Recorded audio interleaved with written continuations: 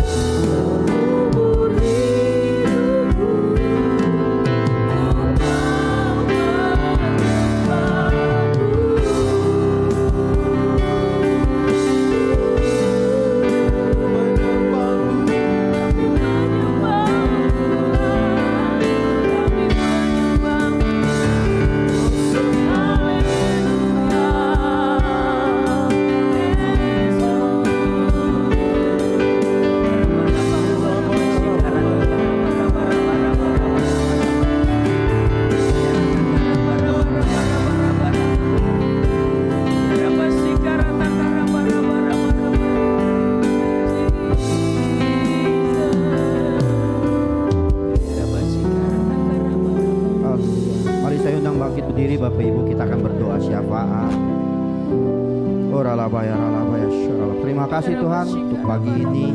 Kami mau berdoa Tuhan. Kami mau berdoa bagi gembala pembina kami, Bapak Pendeta Insinyur Niko beserta dengan keluarganya Tuhan. Engkau yang mengurapi, Engkau memakai hamba-Mu ini Tuhan dengan luar biasa, menjadi alat-Mu Tuhan untuk Pentakosta ketiga ini Tuhan. Pakai dengan luar biasa beliau di mana dia berada, kesehatan, kekuatan, serta pengurapan yang daripada-Mu. Kami juga berdoa Tuhan untuk semua ketua rayon, gembala cabang khusus, terutama Tuhan untuk gembala cabang khusus kami CK4, Pastor Williar beserta dengan keluarga dan staf penggembalaan yang ada di CK4. Kami berdoa terus berikan kekuatan buat beliau Tuhan. Juga Tuhan untuk semua keluarga wakil-wakil yang ada, semua gembala-gembala di cabang di CK4, Tuhan berkati, Tuhan urapi dengan luar biasa. Dan saat ini kami terkhusus berdoa bagi gembala pembina kami, Bapak Immanuel. Mari kita arahkan tangan kita buat gembala kita, Pak Immanuel. Kau urapi beliau Tuhan, Kau pakai dengan luar biasa menjadi Bapak rohani bagi kami. Manapun Pak Immanuel bersama dengan Ibu Helen Tuhan, Kau urapi dengan kuasa-Mu. Urapi Tuhan, menjadi mentor, menjadi Bapak yang rohani bagi kami Tuhan, bagi gereja-Mu Tuhan Yesus. Jaga, lindungi, sertai Tuhan. Berkati bersama dengan anak dan cucunya Tuhan, keluarganya berkati dengan luar biasa. Kami berdoa juga untuk bagi wakil gembala kami Bapak Wisnu bersama dengan istri dan keluarga. Kau urapi, Kau pakai dengan luar biasa Tuhan, lindungi dan berkati.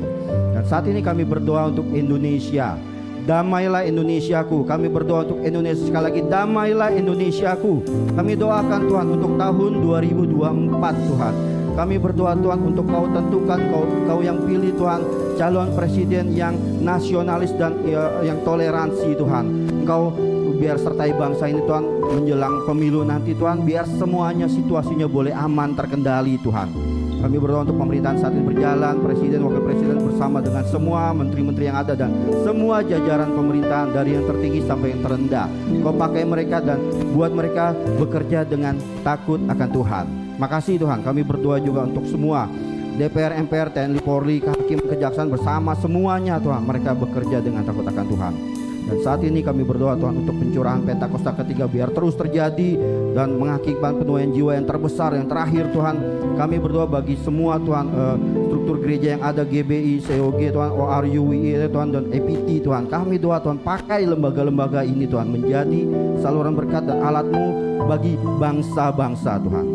Terima kasih. Dan kami berdoa juga untuk generasi Yeremia, agar Tuhan pakai mereka, generasi yang dengan segenap hati cinta mati-matian kepada Tuhan Yesus, takut akan Tuhan dan hidup dalam kekudusan serta berjalan di dalam kebenaran firman Tuhan.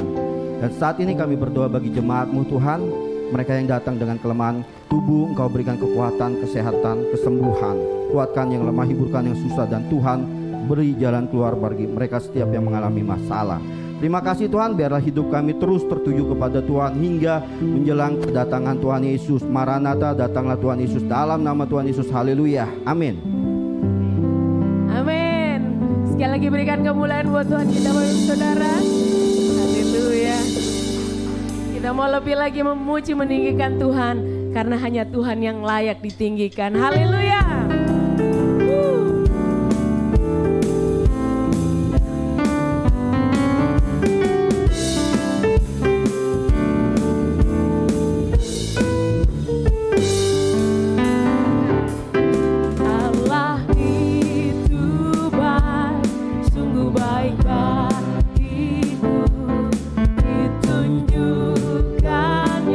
Kasih setianya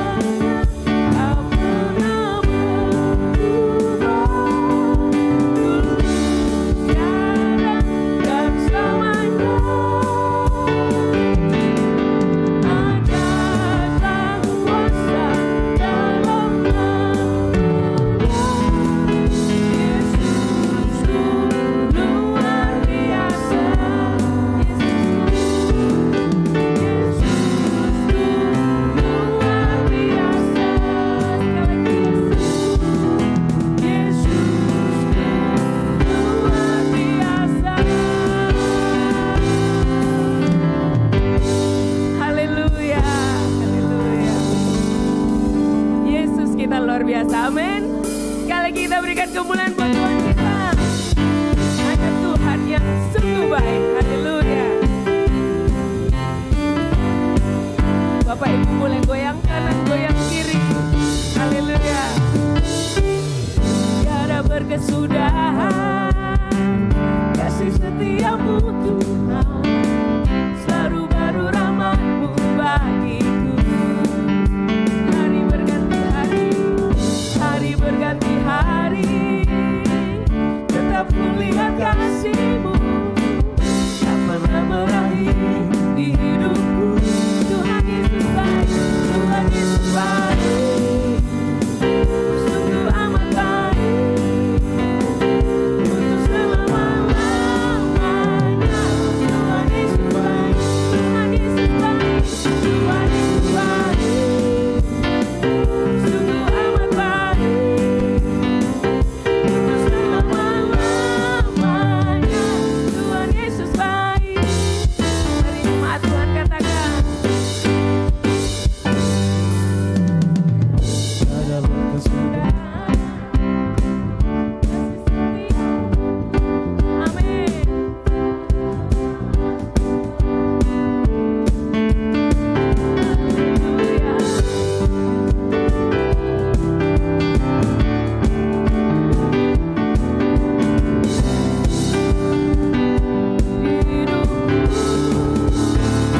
Tuhan Yesus baik, sungguh amat baik untuk selama-lamanya. Tuhan Yesus baik, Tuhan Yesus baik, Tuhan Yesus baik, sungguh amat baik untuk selama-lamanya. Tuhan Yesus baik. Haleluya. Siapa yang merasakan kebaikan Tuhan? Haleluya. Kita semua pasti merasakan kebaikan Tuhan. Haleluya. Engkau baik Tuhan.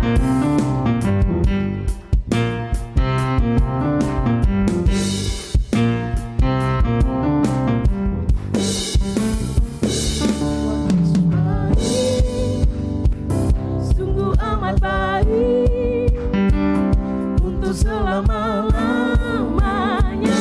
Tuhan Yesus baik, Tuhan Yesus baik, Tuhan Yesus baik, sungguh amat baik untuk selama-lamanya. Tuhan Yesus baik, Tuhan Yesus baik, Tuhan Yesus baik, sungguh amat baik untuk selama-lamanya. Tuhan Yesus baik, Tuhan Yesus baik, Tuhan Yesus baik, sungguh amat baik untuk selama-lamanya. Tuhan Yesus baik dari selama-lamanya sampai selama-lamanya, selama-lamanya. Tuhan Yesus baik. Haleluya.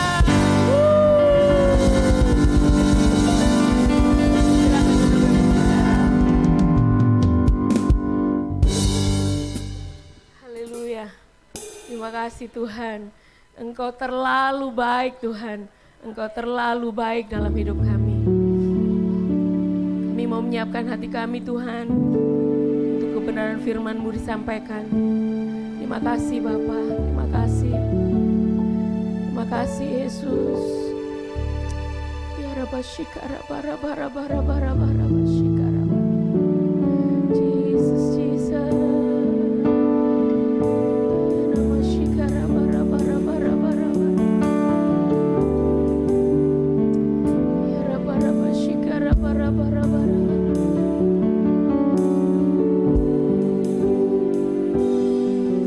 Kami sembah Kau Yesus.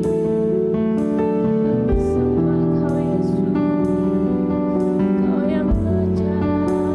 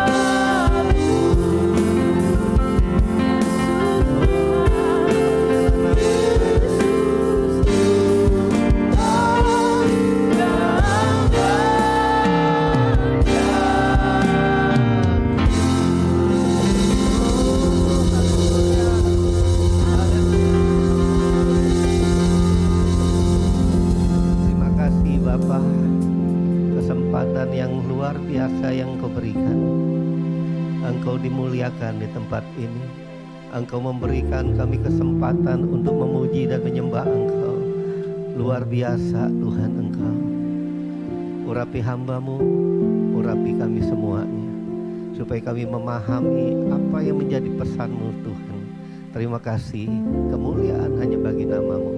Dalam nama Yesus, sama-sama kita katakan amin. Beri kemuliaan bagi nama Tuhan. Silakan duduk saudara. Shalom saudara. Shalom bagi saudara-saudara yang di online, di rumah-rumah, di Zoom. Ya, shalom. Tuhan berkati saudara. Saudara, suatu kali ada orang berjalan di gang. Dan dia orang yang baru situ, dia lewat. Pada waktu dia lewat situ, saudara, dia nengok kiri, nengok kanan, dan ada orang duduk di situ ditengok. Lalu orang yang ditengok itu, saudara, jadi GR. Tahu GR? GR, gede rasa kali ya. Langsung dia bilang gini, lu tahu siapa gua? Tengok lu. Saudara tahu, banyak orang hari-hari ini sejak manusia jatuh dalam dosa, bahkan orang nggak tahu siapa dirinya. Saudara, hari ini khusus kita akan berbicara tentang who am I. Seringkali saudara orang bertanya, kalau di zaman bangsa Israel dulu bertanya, who are you? Siapa engkau Tuhan? Tapi hari ini saudara kita mau who am I dulu. Siapa kita? Pada waktu kita berbicara tentang who am I, berarti Anda sedang menyatakan siapa identitas saudara. Betul nggak? Makin gede saudara, mungkin direktur, mungkin apa, makin saudara itu. Saudara, kita sedang mendefinisikan siapa diri kita. Coba sekarang saudara ambil waktu sejenak gitu. Jangan lama-lama saudara, jangan 1 menit. Karena khotbah saya 7 menit. Ya, ambil 1 detik aja dah. Coba saudara renungkan, pada waktu saya tanya, siapa lo? Nah saudara, kadangkala saudara, orang yang lagi marah itu nggak tahu siapa dirinya. Ya apa enggak? Lo tahu siapa gua? Saya baru nonton semalam saudara, itu sebetulnya nyenggol aja nggak mobil. Baru hampir kena, saudara kan 1 senti nggak kena, itu nggak kena kan? Bener kan? Nggak ada baret, nggak ada apa-apa. Turun saudara. Turunnya bawa ini, apa tuh namanya, di kunci stang ya namanya. Di setir, kunci setir lah apa. Ya kunci pokoknya dibawa. Ada yang bawa dongkrak itu ya. Nah bawa, apa perkataan pertama yang dia ngomong? Lu tahu siapa gua? Bayangkan dia sendiri nggak tahu siapa dia. Nanya lagi kan? Nah saudara, seringkali kita nggak tahu siapa kita. Nah artinya saudara, hari ini kita mau belajar bukan siapa diri kita menurut pendapat kita, tapi yang penting siapa diri kita menurut pandangan Tuhan. Artinya apa yang Alkitab katakan tentang diri kita ini? Artinya saudara, siapa diri kita ini, siapa diri kita di dalam Tuhan, ini status kita yang sebenarnya. Karena ini kita berbicara tentang kita anak-anak Tuhan, bukan berbicara orang di luar. Kalau orang di luar memang dia nggak tahu siapa dirinya. Ketika kita mulai menemukan apa yang Tuhan katakan tentang diri kita, tahu nggak saudara? Itu yang mendasari kerohanian kita. Jadi sebagai gembala, kadang-kadang saudara bertahun-tahun saya salah juga. Kadang-kadang kita menilai orang, ini kok nggak mau maju-maju. Sebetulnya banyak orang bukan nggak mengenal siapa Tuhan, tapi dia nggak mengenal siapa dirinya. Nah, saudara, pada waktu kita mengakui dengan pikiran kita, kan dikatakan, dengan mulut engkau mengaku, dengan hati engkau percaya, maka engkau diselamatkan. Kan gitu saudara, kata firman. Jadi saudara harus ada pengakuan dulu. Siapa diri kita ini? Artinya pikiran kita mengakui itu dengan pikiran kita, pola pikir kita ucapkan dengan mulut kita. Nah itu pengakuan. saudara, yang kedua, kita harus menerima dengan hati kita. Setelah kita ucapkan, kita terima. Tapi kita banyak menemui orang lain di bibir, lain di hati kan. Tapi nggak bisa, kata Tuhan bilang kalau kamu mengakui, menerima. Nah, setelah kita terima, baru kita bisa mempercayai. Kalau udah mempercayai, maka itu membentuk gaya hidup kita. Jadi kalau orang Kristen masih bisa bohong, ya suka-suka hati gitu. Nah, hidup kita ini, saudara, sebetulnya hanya dua. Hidup untuk Tuhan atau hidup untuk diri sendiri. Kalau setan itu mah kecil. Karena roh yang di dalammu itu lebih besar daripada roh dalam dunia ini. Jadi setan itu gini, saudara. Saya bukan membela setan loh, saudara. Tapi setan itu seringkali kalau saudara ketemu dia bilang gini, gua disalahin mulu. Sebetulnya diri kita dengan Tuhan. Nah, kenapa saya katakan gitu? Alkitab mendefinisikan siapa kita ini. Tahukah saudara? Saudara dan saya, the special one. Orang yang sangat khusus di hati Tuhan. Saudara lihat ciptaan yang lain, dia ciptakan. Contoh ya, saudara, ini saya nggak bisa uraikan lama-lama. Saudara baca di Alkitab, kitab Kejadian. Waktu Tuhan mau menciptakan bumi ini, dia lihat, wah ini perlu terang. Jadilah terang, terang jadi. Sama kayak saudara sekarang ini, jadilah terang. Tinggal pencet tombol, terang keluar, ya kan. Jadilah gelap. Langsung Kevin dari belakang, langsung tok, mati langsung. Kira-kira gitulah. Itu masih lama, saudara kan? Masih tombol. Tapi bagi Tuhan enggak. Jadilah terang, langsung terang jadi. Dia ciptakan ikan, gajah, apapun pokoknya bentuknya. Semua dengan perkataan. Tapi, dengar baik-baik. Dia ciptakan Anda dan saya. Enggak dengan perkataan. Dia ambil lempung tanah, debu tanah liat lah. Ya, dibikin, dibentuk. Saudara dibentuk. Udah jadi belum? Udah jadi bentuknya, tapi belum ada kehidupan. Kalau saya tanya jadi belum? Udah jadi, tapi belum ada kehidupan. Kapan kehidupan terjadi? Pada waktu Allah itu, ya bahasa saya gini, ketika Allah memberi bagian hidupnya di dalam hidup di dalam bagian hidupnya di dalam tanah liat itu, maka tanah liat itu hidup. Apa yang terjadi? Mungkin gayanya gini lah, langsung jadi hidup. Artinya kalau nggak ada bagian Allah itu di dalam hidupmu dan hidupku, kamu itu tanah liat. Jangan sombong-sombong amat aku, Immanuel. Mau jadi apapun engkau, kalau nggak ada itu, nggak ada. Nah, jadi saudara, kejadian kita itu sangat ajaib. Itu yang ditulis di dalam Kejadian pasal 2 ayat 7 kalau saudara baca di situ. Kalau kita diciptakan secara ajaib, itu karena ada roh Allah dalam kita. Jadi, saya boleh katakan dengan cepat gini. Tanpa kita, Allah tetap Allah.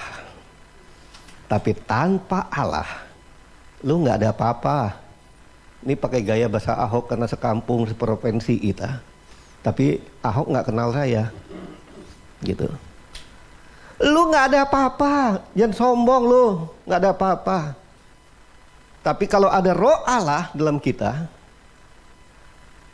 itu kita baru mengalami kehidupan. Jadi tanpa Tuhan kita nggak ada apa-apa. Jadi carilah Tuhan selama Dia berkenan, maka engkau mengalami kehidupan. Nah, saudara, saya teruskan. Lalu dikatakan sebelum ayat itu, pasal pertama dulu dong, sebelum pasal 2, pasal pertama bilang gini, maka Tuhan lihat, ya kurang baik ini kalau nggak ada yang ngawasin bumi ini, udah diciptakan baik, nggak ada ngawasin, maka diciptakan manusia. Ditulis itu bahwa manusia itu diciptakan sepeta dan segambar dengan Allah. Nah, saudara, sehingga orang dengan sederhananya menafsirkan kalau sepeta dengan segambar Allah berarti Immanuel ini kalau mau ngelihat Allah, ngelihat Immanuel sama. Bukan. Kesamaan itu bukan fisiknya. Tapi kesamaan dengan Allah itu, sifat Allah ada di dalam kita. Kenapa? Karena ada roh Allah dihembuskan di dalam kita. Nah, sehingga di dalam perjanjian baru itu diuraikan dengan kasih, sukacita, damai sejahtera yang ada 9 itu loh saudara. Itu harus ada dalam kita. Itu harus muncul keluar melalui hidup kita. Nah, saudara, oleh sebab itu, pada waktu sepeta dengan segambar Allah nih jadi, manusia ini udah jadi. Tetapi Tuhan itu maha tahu. Dengar baik-baik, ada pengajaran hari-hari ini Tuhan itu nggak maha tahu. Tapi Tuhan maha tahu. Itu teman saya sekolah dulu. Nah, Tuhan itu maha tahu. Sebelum saudara ada, dia yang ciptakan. Masa dia nggak tahu? Nah, saudara, dia maha tahu. Sehingga dia bilang gini, Adam, Hawa, seluruh pohon ini boleh kamu makan, termasuk pohon kehidupan. Waktu itu buah kehidupan boleh dimakan loh saudara. Kapan nggak boleh dimakan? Ketika mereka jatuh dalam dosa. Karena itu nggak bisa mati-mati saudara, panjang umur. Jadi berdoalah sama Tuhan, kalau saudara betah tinggal di bumi ini, Tuhan berikanlah aku kalau boleh makan buah kehidupan Tuhan. Jadi nggak mati-mati saudara di bumi. Tapi saya nggak mau saudara. Karena di bumi ini sengsara banget saudara. Sengsara saya bilang. Banyak uang sengsara juga mikir saudara. Bunga makin turun. Sengsara juga mikir. Kalau di sorga itu mau kaya mau miskin udah kaya aja kita. Siapa mau ke sorga? Nggak ada yang mau ke sorga. Jangan puji Tuhan dong. Belum ngerti gitu. Siapa mau ke sorga? Wah, mulai banyak kan. Ada lagi yang belum ya. Oke, nggak apa-apa. Pokoknya belum tahu sorga. Pak Immanuel kok ngajak ke sorga? Udah pernah ke sorga emang? Saudara, sorga itu bisa terjadi di bumi. Makanya saya doa Bapa kami tiap pagi. Jadikanlah di bumi ini seperti di sorga. Kan gitu. Bisa jadi kan? Nah, terus saudara, setelah diciptakan itu, rupanya kehidupan Adam dan Hawa itu, dia kurang enak. Karena pada waktu itu saudara kerjanya cuma memuji Tuhan. Mengalami hadirat Tuhan setiap hari. Dia nggak tahan. Ketika manusia nggak taat, saudara, dia jatuh dalam dosa. Apa yang hilang? Apa yang hilang? Saudara, yang hilang itu saudara dikatakan ketika engkau makan buah pengetahuan baik dan jahat ini engkau akan mati. Saudara, yang mati itu bukannya fisiknya yang mati, tapi rohaninya. Hubungannya dengan Tuhan itu mati, kemuliaan Tuhan itu nggak ada lagi. Sehingga saudara sampai hari ini kita, sampai Yesus naik ke sorga, dia berikan Roh Kudus, rasanya susah benar kita merasakan hadirat Tuhan. Kenapa? Karena dosa. Tuhan menciptakan kita supaya untuk debu ini menjadi barang yang mulia. Tapi karena dosa itu, nggak percaya coba kalau saudara meninggal ya, saya nggak nyumpah saudara meninggal, kapan aja bisa meninggal ya. Kecuali kalau saya udah meninggal, saya nggak bisa dengar apa yang saya ngomong itu, pendeta ngomong. Tapi kalau saudara, pasti saya akan datang bilang gini, engkau dari debu, kembalilah ke debu. Atau saya bilang gini, engkau dari tanah, kembalilah ke tanah. Tapi rohmu kembali kepada Tuhan. Kenapa? Karena hukum dosa, akibat dosa itu terus.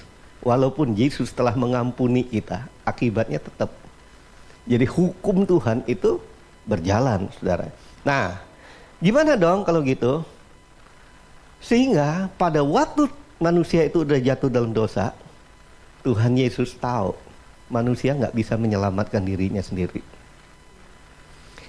Allah berinisiatif untuk datang mencari saudara dan saya. Dia cari saya, bukan karena fisiknya saudara gedean misalnya kayak saudara-saudara ini kayak kita kecilan. Enggak, dia nggak pilih fisiknya. Ini lebih cakep, lebih ganteng, ini hitam banget. Enggak. Dia cari, apa yang dia cari? Aku berdiri di muka pintu sambil mengetuk, dia bilang. Barang siapa membuka pintu hatinya, aku akan masuk. Jadi Tuhan ingin tinggal dalam kita. Sehingga kesimpulan saya yang kedua, we cannot live without God. Kita nggak bisa hidup tanpa Tuhan. Sehingga Tuhan Yesus itu datang. Dia bilang, ya, karena begitu besar kasih Allah akan dunia ini, sehingga barang siapa percaya kepadaku, yang percaya, ya, akan menerima hidup kekal. Ya, yang percaya menerima hidup kekal. Jadi saudara dan saya, kita udah bagiannya hidup kekal, kita percaya kan? Tapi nggak percaya binasa, dia bilang. Nah, saudara, setelah mulai datang itu, Yesus membuktikan kasih-Nya. Dia mati bagi saudara. Kok Tuhan mati sih? Ya, karena dia 100% manusia, mati secara manusianya. Tapi secara kealahannya dia 100% Allah, dia nggak bisa mati. Saudara, dia punya inisiatif untuk menyerahkan dirinya. Dia punya inisiatif untuk mati bagi saudara. Karena itulah jalannya untuk saudara dan saya diselamatkan. 40 hari setelah kebangkitannya, dia kasih kesaksian, menguatkan murid-muridnya bahwa dia bangkit. Karena Allah yang engkau percaya itu bukan Allah yang mati, tapi Allah yang hidup, dia bilang. Makanya dia menunjukkan sampai hari ini kita berdoa, perjumpaan secara otentik itu akan terjadi. Nah saudara, udah lewat dikit nih. Perjumpaan otentik itu terjadi. Nah saudara, sehingga setiap orang itu perlu perjumpaan secara otentik itu terjadi. Apa yang jadi? Setelah 40 hari dia naik ke sorga. Dia mau bukan mengulang, tapi dia mau memberi satu hal yang lebih luar biasa lagi. Roh manusia yang mati ini baru bisa dihidupkan kalau roh itu kembali di dalam kita. Maka dia katakan, kalau Roh Kudus itu turun ke atasmu, bahkan perintah pertamanya gini, kamu jangan kemana-mana ya. Jangan tinggalkan Yerusalem, artinya jangan tinggal rumahmu, jangan tinggal di mana kamu berada, gitulah tafsirannya. Sebelum engkau dipenuhikan dengan Roh Kudus. Karena kalau Roh Kudus itu turun atasmu, engkau menerima kuasa. Kuasa untuk apa? Untuk bersaksi bahwa engkau dan saya, kita ini milik Tuhan, kita ini sepeta segambar dengan Allah, kita ini kemuliaannya Tuhan. Kalau nggak bisa sekarang. Orang akan melihat, saya ini Kristen loh. Ah, Kristen apa? Tukang ini aja. Gitu. Tapi kemuliaan itu akan muncul kalau Roh Allah itu memenuhi hidup kita. Nah, saudara, saya teruskan dulu. Oleh sebab itu, saudara, karena kita ini udah milik Tuhan, Roh Tuhan itu udah memenuhi kita. Keputusan ada pada kita.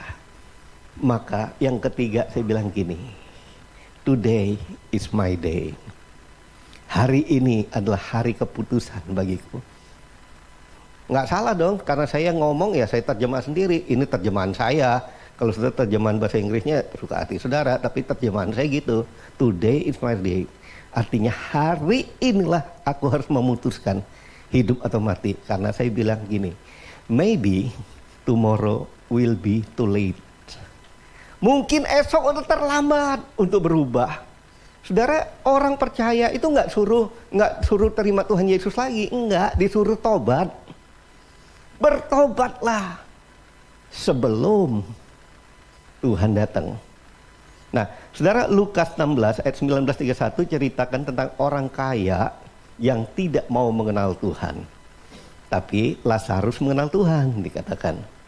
Saudara, jangan sampai kesadaran kita akan diri kita, kesadaran kita untuk terima Tuhan. Rupanya saudara ingat ini. Nggak usah tafsiran apa-apa, saudara ingat kalau saudara baca ini. Di sorga dan neraka itu masih bisa merasakan sakit. Jadi bukan mati, itu masih merasakan sakit. Tapi mati yang disebut itu artinya mati berpisah dengan Tuhan. Selama-lamanya. Saudara, kalau kata selama-lamanya itu di neraka, kalau saya jadi kita semua hari ini akan berkata, aku nggak mau mengalaminya. Walaupun aku nggak tahu ada apa nggak, tapi Alkitab bilang ada. Aku percaya itu ada. Aku nggak mau mengalaminya. Oleh sebab itu mari kita berubah sama-sama hari ini. Bertobat sama-sama. Apa yang Roh Kudus ingatkan, kita bertobat. Akhirnya saya simpulkan, saudara, 10 menit jadinya. Saya simpulkan yang pertama, saudara, jadi siapa aku ini? Yang pertama, aku adalah ciptaan Tuhan yang paling spesial. Kalau saudara bangun pagi lagi, kerja kayak begini gitu, peduli amat saudara semua. Ya, utang banyak atau apa, saudara peduli amat. Yang pertama, saudara harus akui hidupmu itu spesial. Nggak ada orang yang sama seperti saudara. Coba saudara ngebayangkan dah, kalau hari ini saudara bisa sampai sini, saudara itu spesial. Saudara kadang-kadang nggak rencanakan, mungkin diperintahkan atau apa, nggak tahu dah pokoknya. Saudara hari ini sampai ke sini, itu spesial. Yang kedua, saudara nggak bisa hidup tanpa Roh Tuhan. Itu poin yang kedua. Yang ketiga, aku hidup perlu penyertaan Tuhan. Tanpa penyertaan Tuhan, kita nggak akan berhasil. Bukan hanya ada Roh Allah, tapi ada penyertaan Tuhan. Yang keempat, aku sadari, hari inilah penentu bagi hidupku untuk hari esok. Saudara, hari ini penentu bagi hari esok. Seringkali kita, saudara, kenapa marah? Aduh, kenapa gue lewatin ini ya? Saudara ingat benar-benar, hari ini penentu bagi hari esok. Kekekalan itu ditentukan hari ini. Jadi, saudara, kesimpulan dan kesimpulannya. Jadi kesimpulan, ada kesimpulannya. Intinya, saudara hidup bagi dirimu, ya, sehingga saudara selalu bertanya, siapa gua? Ayo, emang lu tahu siapa gua? Nyinggung perasaan gua. Nah, saudara hidup untuk dirimu sendiri. Tapi kalau saudara tahu siapa dirimu hari ini, aku ini hidup untuk Tuhan. Mobil gua digebrak Tuhan, itu mobilmu. Paling saya tanya, gaya bener Pak Imel tanya. Bisa marah juga. Saya itu digebrak, mobil saya bukan sama orang Indonesia, digebrak sama bule. Bule ini pakai tapo lagi. Udah tahu di situ, saya pernah ngomong maksudnya. Ya, saudara di jalan apa tuh Selipi, Esparman ya namanya tuh. Ada beku, saudara tahu beku ya, yang kayak gitu, pinggir situ. Nah, saya kan keluar tol dari sini. Keluar tol kan kita udah sebelah kanan. Nah, saudara sebelah kanan saya udah masuk situ kepalanya. Dia dari sini nih, karena mobilnya ya mobil double cabin, gaya kan tinggi, ada turbo, turbo, apa dah. Pokoknya abo-abo, pokoknya gitu. Dia pokoknya turun. Saya udah masuk, nggak mungkin saya ngerem lagi. Nah, di sini saudara, saya pikir mau nabrak nih orangnya. Dia kepotin dikit, saya ngerem dikit dong saudara kalau orang itu. Daripada kena, udah saya lewat. Rupanya saudara kena aja enggak sih sebetulnya. Lewat, dia kejerin, digebrakin, saudara. Tapi hebat saudara. Kalau saudara hidup dalam Tuhan, sampai kaca spion pun Tuhan punya. Saya pikir kalau digebrak kayak gitu saudara, pasti patah. Tapi nggak patah loh saudara. Saudara mau coba? Karena apa yang saya katakan ini, letakkanlah semua hidupmu itu Tuhan yang punya. Percayalah, bangsa Israel 40 tahun, sendalnya nggak pernah tukar. Saudara udah tukar berapa kali tuh?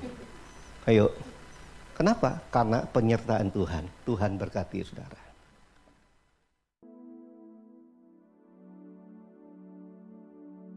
Shalom semuanya. Tahun 2023 adalah tahun untuk bangkit. Jadilah pemenang. The year to rise up. Be victorious. Tuhan menghendaki agar kita menjadi pemenang. Yang mau menjadi pemenang katakan amin. Wahyu pasal 2 dan pasal 3 adalah pesan Tuhan Yesus kepada 7 sidang jemaat pada waktu itu. Yang juga bisa diartikan sebagai pesan Tuhan Yesus kepada gereja sepanjang masa, termasuk gereja masa kini.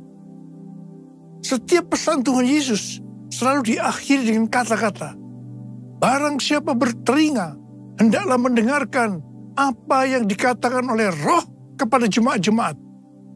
Barang siapa menang, maka upahnya adalah masuk surga. Jadi untuk menjadi pemenang, kita harus mendengarkan apa yang dikatakan oleh Roh kepada jemaat. Hal ini bisa juga diartikan kita harus membaca Alkitab, merenungkan, melakukan, dan menyaksikannya. Tuhan juga bisa berbicara kepada kita melalui nubuatan, melalui mimpi, melalui peringatan dan teguran, melalui hamba-hambanya.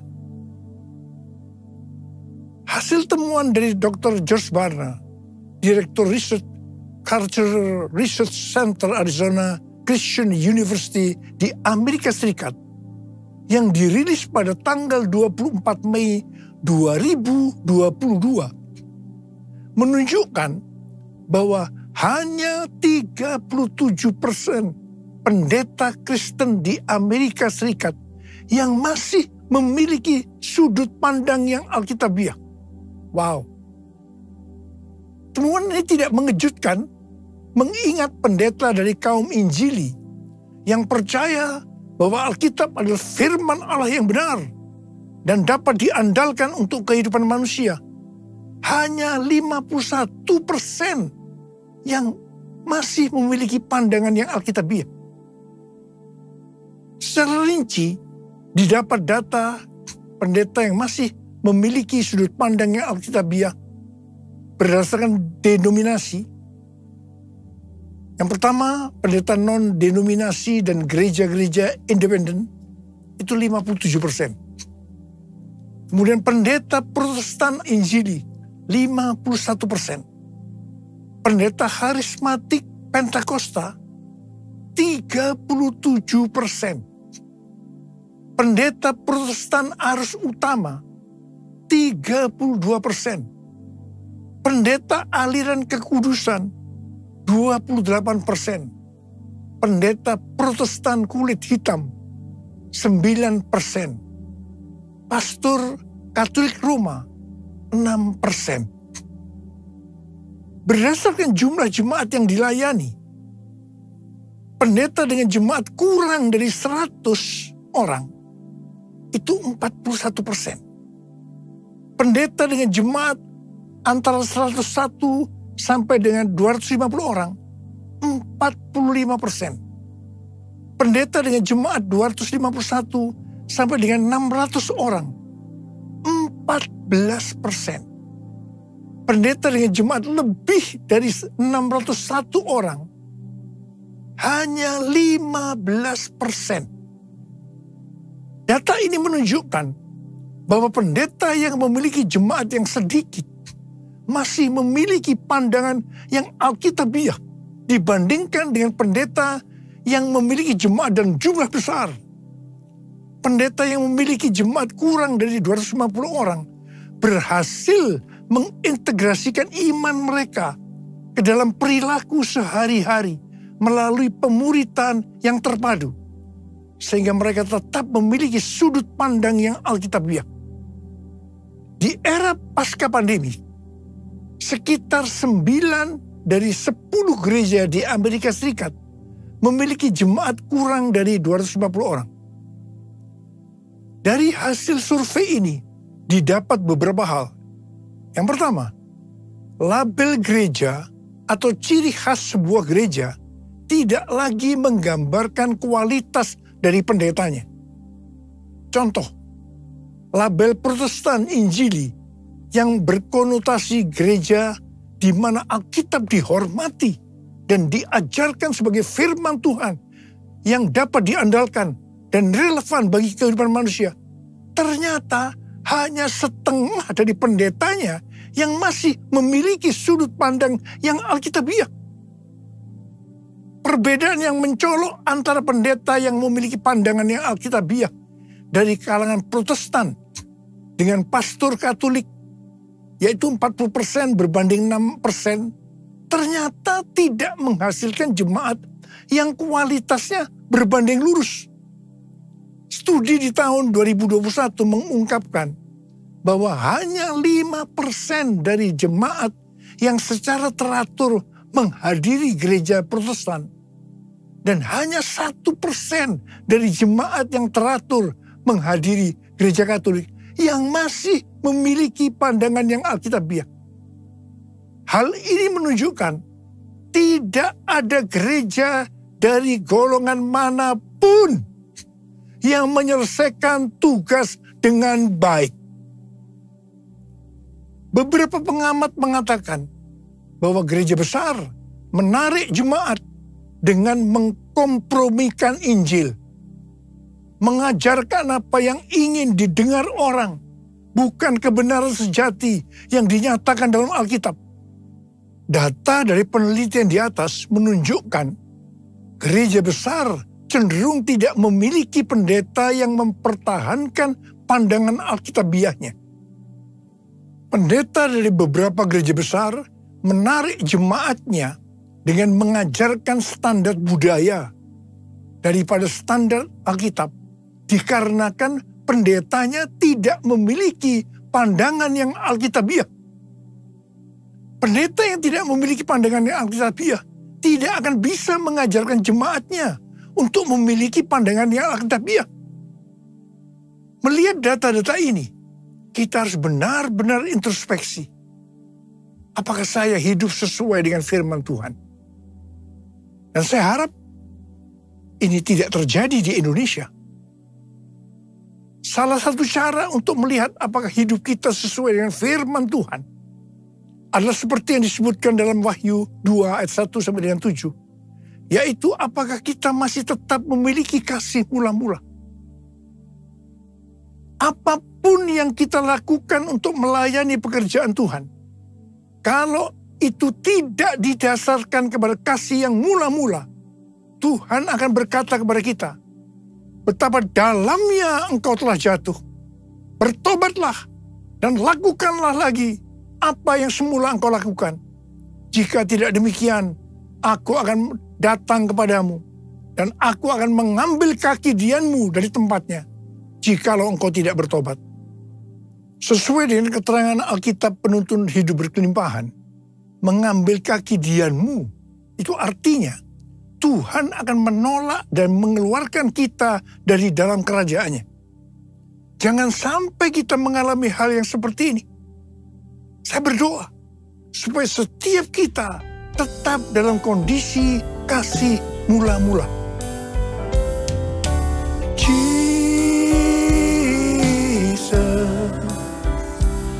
Lord Jesus,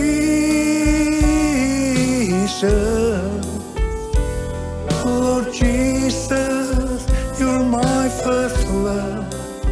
How I love you, oh how I love you, Jesus,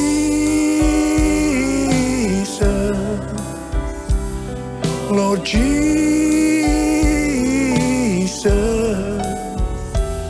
Lord Jesus, you're my first love. How I love you, oh how I love you, Lord. Tahun 2023 adalah tahun untuk bangkit. Jadilah pemenang.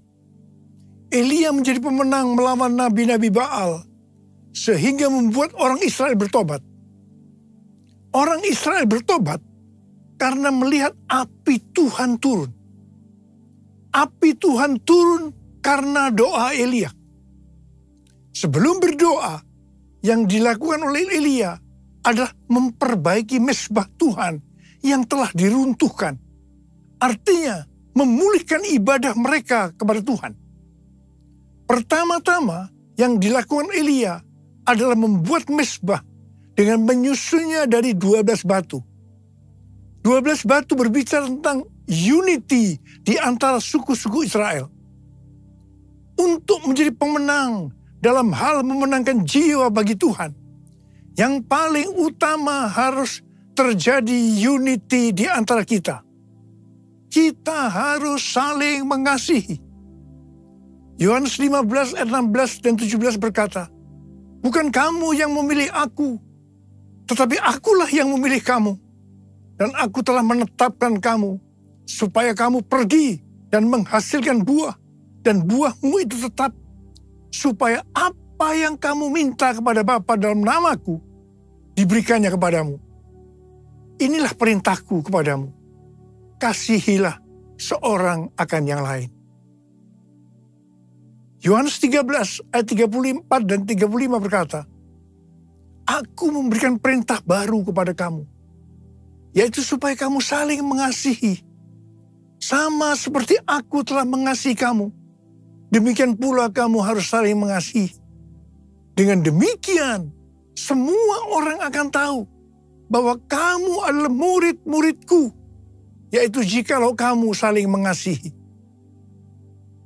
Matius 5 ayat 23 dan 24 berkata, Sebab itu, jika engkau mempersembahkan persembahanmu di atas mezbah, dan engkau teringat akan sesuatu yang ada dalam hati saudaramu terhadap engkau, tinggalkanlah persembahanmu di depan mezbah itu, dan pergilah berdamai dahulu dengan saudaramu, lalu kembali untuk mempersembahkan persembahanmu itu.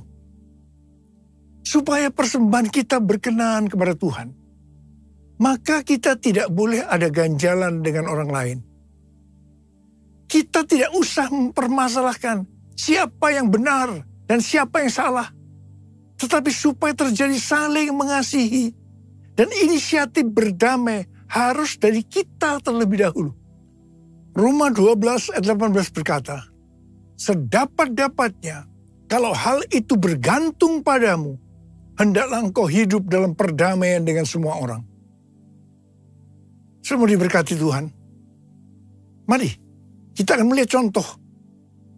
Mengapa Abraham diberkati Tuhan? Salah satu alasannya adalah bagaimana respon Abraham agar perdamaian tetap terjadi antara dia dengan Lot. Kisah perselisihan antara Abraham dan Lot ini dimulai karena padang penggembalaan mereka kurang. Disebabkan Abraham dan Lot diberkati luar biasa oleh Tuhan dengan ternak yang banyak, maka mulailah terjadi perkelahian antara gembala Abraham dan gembala Lot. Kalau ini dibiarkan, maka akan terjadi perselisihan antara Abraham dan Lot yang lebih besar lagi. Apa yang dilakukan oleh Abraham? Abraham mendatangi Lot terlebih dahulu. Meskipun seharusnya sebagai keponakan, Lot yang harus datang lebih dahulu kepada Abraham. Abraham berkata, kita ini kerabat, kita ini adalah saudara. Jangan kita bertengkar, karena akan menjadi contoh yang tidak baik kepada orang-orang di sekitar kita, yaitu orang Kanaan dan orang Feris. Dan terutama nama Tuhan tidak dipermuliakan. Kemudian Abraham menyuruh Lot untuk terlebih dahulu memilih tempat untuk penggembalanya. Abraham berkata kepada Lot, kamu pilih dulu dah di mana tempat lahan tanah penggembalaanmu. Nanti aku akan ambil sisanya aja. Wow, ini satu pengorbanan yang luar biasa. Dan ternyata Lot tidak sungkan-sungkan. Justru dia memilih daerah yang terbaik, yaitu daerah yang banyak airnya, tetapi sayang, dekat Sodom dan Gomora, di mana orang-orangnya jahat dan berdosa kepada Tuhan. Ini yang tidak diperhitungkan oleh Lot. Kisah ini diakhiri dengan Abraham diberkati Tuhan berlimpah, limpah. Sedangkan Lot harus pergi dari daerah itu karena Sodom dan Gomora dihancurkan oleh Tuhan. Kita harus bangkit dan menjadi pemenang dalam hal hidup saling mengasihi. Yang mau katakan amin. Ku mau hidup seturut kehendak Tuhan. Ku mau memberi semua yang ku dapat berikan. Ku mau cinta Dia lebih dari semua. Ku tak dapat membalas kasih-Nya. Ku tak dapat membalas kasih-Nya.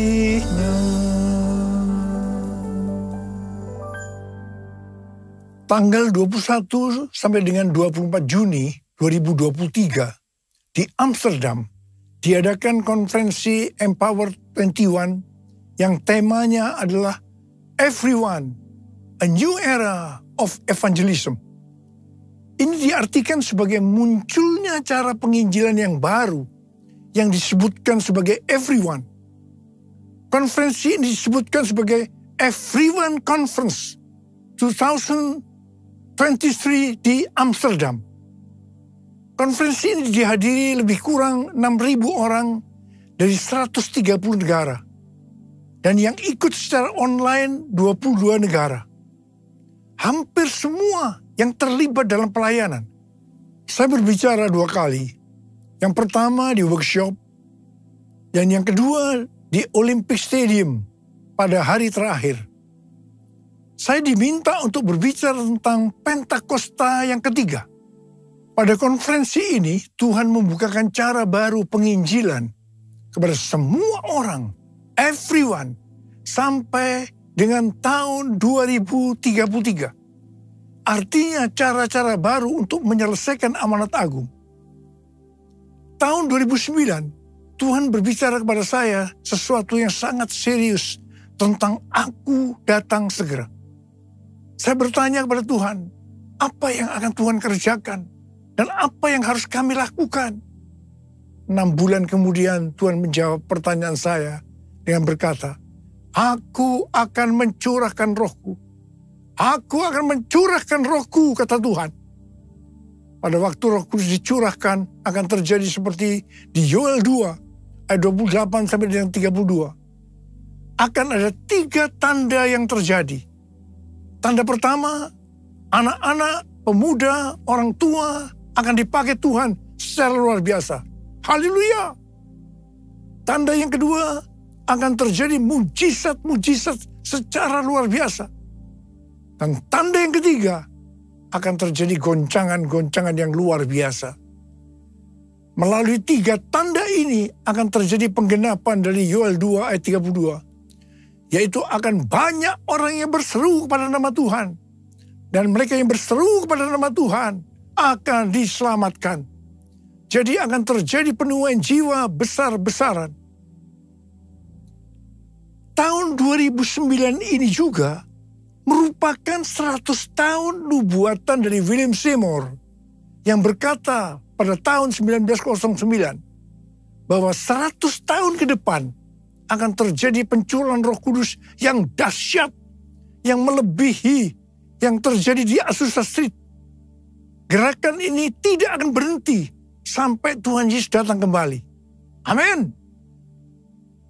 Pada tahun 2009 ini juga, Billy Wilson meminta saya untuk bergabung dalam acara konferensi Empower 21 di Oral Roberts University, Tulsa, Oklahoma. Ketika saya bertanya apa yang dimaksudkan dengan Empower 21, maka diberikan pengertian. Yang pertama, tentang generasi anak-anak muda. Dan yang kedua, tentang apa yang akan Roh Kudus kerjakan 100 tahun ke depan. Ini kalau Tuhan Yesus belum datang. Saya langsung berkata, oke. Saya bergabung. Karena saya mendapatkan seperti apa yang Tuhan bicara kepada saya. Tahun 2011 diadakan konferensi Empower 21 di Asia, di SICC. Kita pada waktu itu diberikan pengertian bahwa ini akan menjadi trigger untuk gerakan Empower 21 berikutnya. Tahun 2013, konferensi Empower 21 Asia yang kedua di SICC. Di sini Tuhan berbicara bahwa yang dimaksudkan dengan pencurahan Roh Kudus yang terjadi hari-hari ini, itu adalah Pentakosta yang ketiga. Tahun 2013 ini juga diadakan pertemuan Global Council di Honolulu, Hawaii. Kembali Empower 21 melahirkan visi bahwa semua orang di bumi akan mengalami perjumpaan yang otentik dengan Tuhan Yesus melalui kuasa dan kehadiran Roh Kudus pada Pentakosta 2033. pada waktu saya mendengarkan visi ini, saya tidak bisa mengerti bagaimana caranya bisa terjadi. Begitu juga dengan Billy Wilson, tidak mengerti bagaimana hal ini bisa dilaksanakan. Pada bulan Mei 2022, di lantai 11 SICC, ada konferensi World Prayer Assembly secara hybrid. Saat itu ada 3 pembicara melalui online, yaitu yang pertama Billy Wilson, yang mewakili kelompok dari Pentakosta. Dan yang kedua, Rick Warren, yang mewakili kelompok Baptis. Dan yang ketiga, Nicky Gamble, yang mewakili kelompok Anglican. Di mana mereka berbicara tentang topik yang sama seperti visi yang diberikan kepada Empower 21, yaitu goal amanat agung pada tahun 2033. Wow! Di sini saya baru mendapatkan sesuatu. Dan saya berkata pada waktu itu, I got it! I got it! Dan berdasarkan ini juga, maka diadakan konferensi Empower 21, Everyone di Amsterdam, tanggal 21 sampai 24 Juni 2023.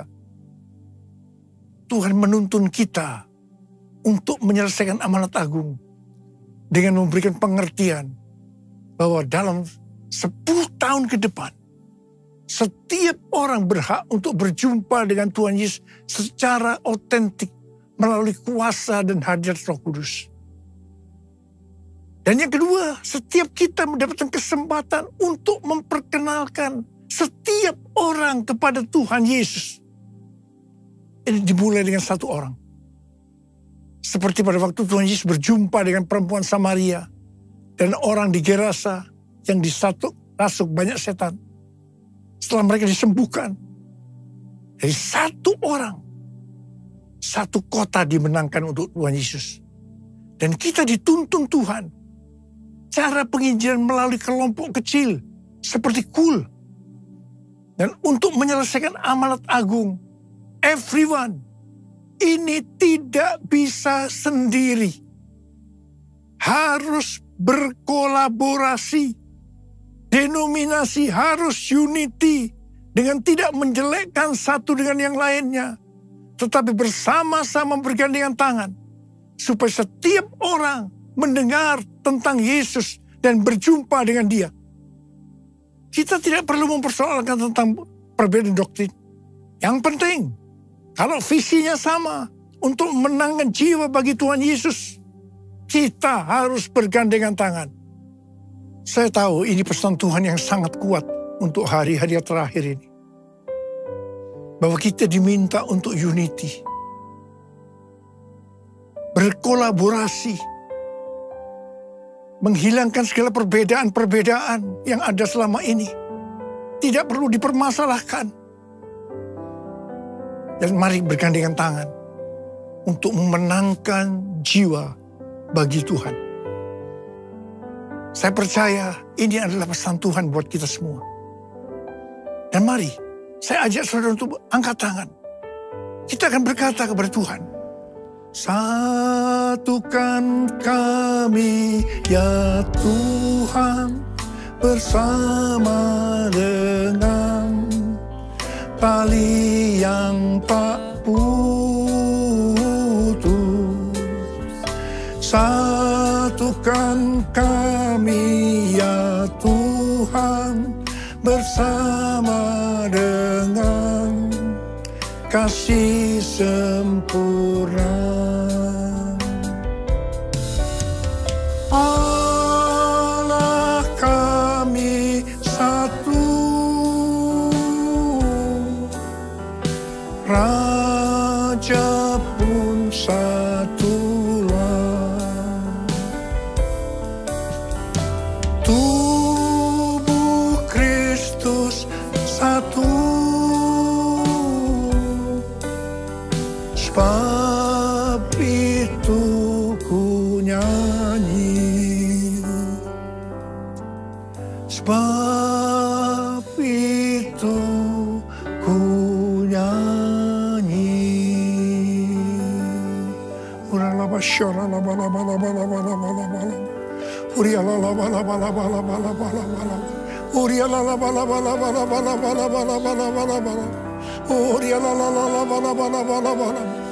Oh Jesus, satukan kami ya Tuhan, satukan kami ya Ariel.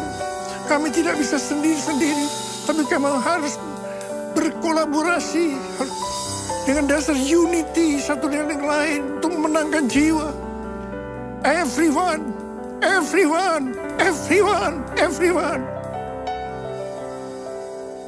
2033.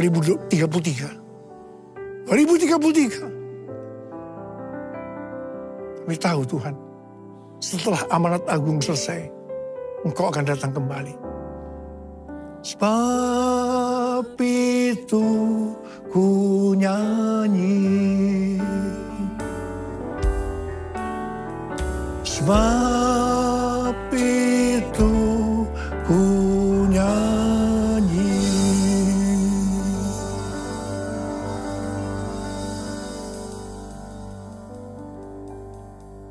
Mari, saudara-saudara, kita akan masuk dalam perjamuan kudus. Kita akan mengingat ayat ini. Sebab setiap kali kamu makan roti ini dan minum cawan ini, kamu memberitakan kematian Tuhan sampai Ia datang. Perjamuan kudus adalah perjamuan Tuhan Yesus sendiri. Setiap kali kita masuk dalam perjamuan kudus, ini pesan Tuhan buat kita semua. Biarlah ini menjadi peringatan akan daku. Peringatan akan daku. Mari tundukkan kepala. Arahkan hati kita kepada kebaikan Tuhan.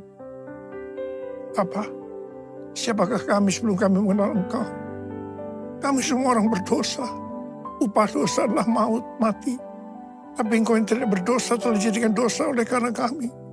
Engkau harus turun dari surga mulia, mati ganti kami dengan penderitaan yang luar biasa. Sungguh kalau kami pikirkan betapa baiknya Engkau Tuhan. Betapa baiknya Engkau ya Abba. Engkau jadikan kami sebagai anak-anak-Mu. Engkau yang memberkati, Engkau membela, Engkau mengajar kami, Engkau menyembuhkan kami. Engkau tegur, Engkau hajar kami kalau salah. Itu Engkau ya Abba. Itu Engkau ya Abba. Tuhan akan memberkati kita melalui perjamuan kudus. Tapi Tuhan mau kita makan dan minum dengan cara yang benar. Karena itu masing-masing berdoa. Lihat keadaan dirimu masing-masing. Introspeksi. Jangan menyimpan dosa. Akui. Minta ampun. Supaya diberkati Tuhan. Ampuni saya Tuhan. Ampuni Tuhan. Ampuni. Ampuni ya Abba. Ampuni ya Abba. Ampuni ya Abba. Kami akan masuk dalam perjamuan kudus. Dengan hati yang penuh ucapan syukur. Dalam nama Yesus. Amin. Mari. Angkat roti di tangan kanan kita tinggi-tinggi. Sebab apa yang telah kuteruskan kepadamu telah aku terima dari Tuhan. Itu bahwa Tuhan Yesus pada malam waktu Ia diserahkan mengambil roti. Dan sesudah itu Ia mengucap syukur atasnya. Ia memecah-mecahkannya. Dan berkata, inilah tubuhku yang diserahkan bagi kamu. Perbuatlah ini menjadi peringatan akan aku. Sudah dikasih Tuhan, bukankah roti yang kita pecah-pecahkan ini adalah persekutuan kita dengan tubuh Kristus. Mari kita makan dalam nama Yesus.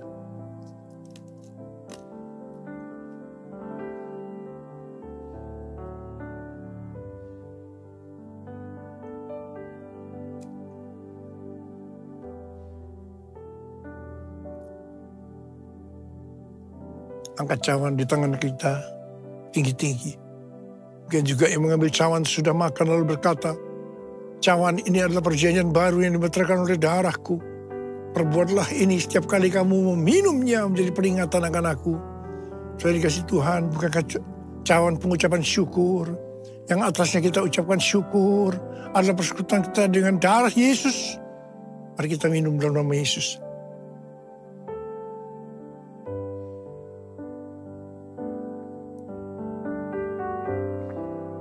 Angkat tangan kita, ucapan syukur dan terima kasih dengan suara. Tuhan terima kasih ya Tuhan. Tuhan terima kasih ya Tuhan. Terima kasih ya Tuhan, terima kasih. No, rara bara bara bara bara bara bara. Oh, raba. Bapa, kami berdoa buat anak-anak-Mu. Mereka membutuhkan pertolongan Tuhan. Kau saat ini sedang menyembuhkan yang sakit, sedang membebaskan yang terikat. Kau menghibur yang susah, Kau menguatkan yang lemah. Tuhan, terima kasih berkebaikan-Mu. Terima kasih, terima kesembuhan. Terima. Tuhan, terima kasih. Terima kasih, Yesusku. Terima kasih, Yesusku. Puji syukur hanya bagi Tuhanku. Terima kasih, Yesusku. Terima kasih, Yesusku.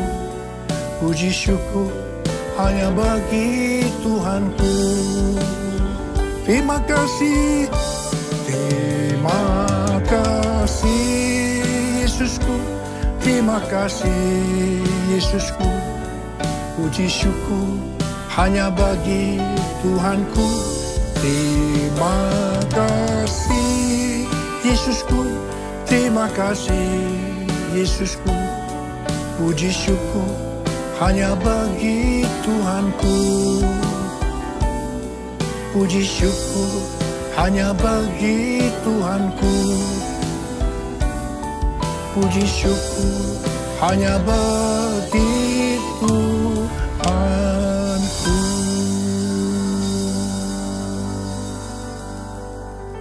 Makasih Abah, makasih. Berkat-Mu melimpah buat anak-anak-Mu. Sekarang terima berkat Tuhan. Kasih karunia berlimpah-limpah daripada Allah Bapa di dalam Anak yang tunggal Yesus Kristus. Persekutuan yang manis dengan Roh Kudus menyertai saudara sekalian mulai hari ini. Sampai Tuhan Yesus datang menjemput kita di awan-awan dan bahkan sampai selama-lamanya. Yang percaya bersama-sama katakan, amin. Mari bersama-sama perkatakan iman dalam Mazmur 91. Dalam lindungan Allah. Orang yang duduk dalam lindungan yang maha tinggi dan bermalam dalam naungan yang maha kuasa akan berkata kepada Tuhan, tempat pelindunganku dan kubu pertahananku, Allahku yang kupercayai. Sungguh Tuhanlah yang akan melepaskan aku dari jerat penangkap burung, dari penyakit sampar yang busuk. Dengan kepaknya Tuhan akan menundungi aku, di bawah sayapnya aku akan berlindung. Kesetiaannya ialah perisai dan pagar tembok. Aku tak usah takut terhadap kedahsyatan malam, terhadap panah yang terbang di waktu siang, terhadap penyakit sampar yang berjalan di dalam gelap, terhadap penyakit menular yang mengamuk di waktu petang. Walau 1000 orang rebah di sisiku dan 10.000 di sebelah kananku, tetapi itu tidak akan menimpa aku. Aku hanya menontonnya dengan mataku sendiri dan melihat pembalasan terhadap orang-orang fasik. Sebab Tuhan ialah tempat pelindunganku, yang maha tinggi telah kubuat tempat perteduhanku. Malapetaka tidak akan menimpa aku, dan tulah tidak akan mendekat kepada kemahku. Sebab malaikat-malaikatnya akan diperintahkannya kepadaku untuk menjaga aku di segala jalanku. Mereka akan menatang aku di atas tangannya, supaya kakiku jangan terantuk kepada batu. Singa dan ular tedung akan kulangkahi.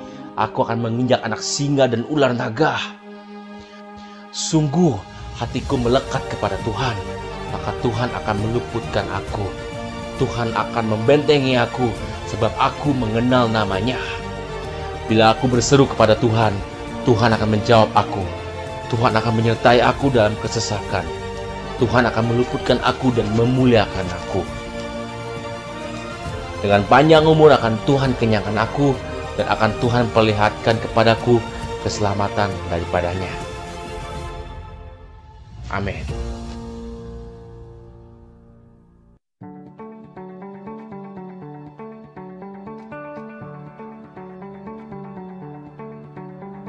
Apa yang dimaksud dengan Pentakosta ketiga?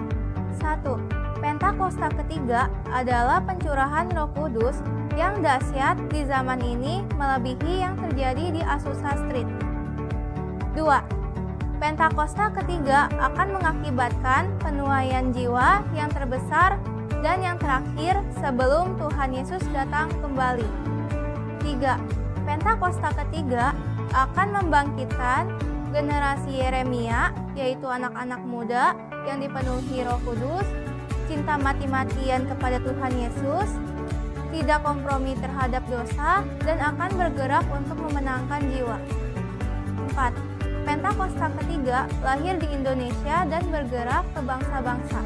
Gerakan ini dari timur ke barat dan akan kembali ke Yerusalem.